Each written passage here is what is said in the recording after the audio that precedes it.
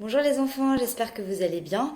Alors, on se retrouve aujourd'hui pour une nouvelle notion de mathématiques, la symétrie. Alors, pour commencer, on va prendre l'exemple du losange. Le losange, tout le monde le reconnaît bien.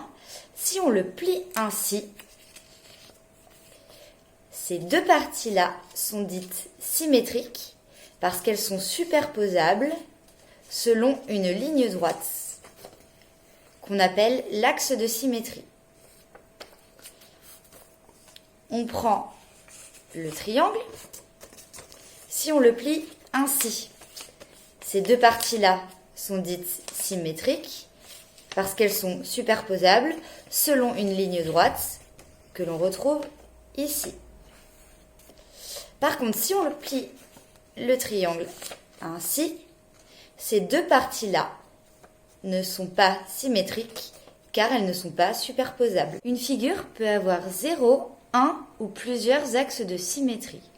Le cercle, lui, par exemple, a une infinité d'axes de symétrie. Pour construire le symétrique d'une figure par rapport à un axe, il faut respecter 3 éléments importants. La distance de la figure à l'axe, dans un premier temps.